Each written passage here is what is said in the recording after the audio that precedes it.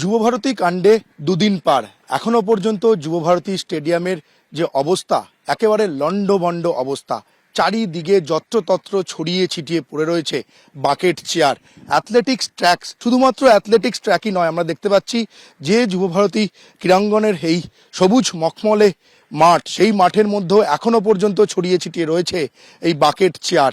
Messi শোয়ের দিন ক্ষিপ্ত দর্শকরা আগুন লাগিয়ে দেওয়ার চেষ্টা করেছিল, ভাঙচুর চালানো হয়েছে, সেই শামিয়ানা এখনো উপড়ে পড়ে রয়েছে।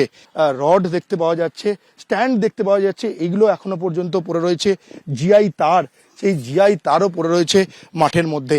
ফলে এই মেসিকে আশাকে কেন্দ্র করে যুবভারতী ক্রীড়াঙ্গনের মাঠের মধ্যে যে রণক্ষেত্র চেহারা তৈরি হয়েছিল তার ছাপ এখনো পর্যন্ত স্পষ্ট। ট্র্যাকের অনেকটা অংশ মানুষজন এখান থেকে তুলে নিয়ে তারা এখান থেকে চলে গিয়েছেন। এখনো পর্যন্ত গোটা যুবভারতী পুরো তছনছ হয়ে রয়েছে। এই যুবভারতীর যে ক্ষয়ক্ষতি হয়েছে সেই ক্ষয়ক্ষতির পরিমাণ 2 কোটি থেকে 2 কোটি 15 লক্ষ টাকার ক্ষয়ক্ষতি হয়েছে। এখন সব থেকে বড় প্রশ্ন উঠছে, এই যে এত টাকার ক্ষয়ক্ষতি হলো, এই ক্ষয়ক্ষতি কে মেটাবে? যে বা যারা এই ঘটনা ঘটালেন তাদের কবে শাস্তি হবে, এখন সেটা সব থেকে বড় প্রশ্ন।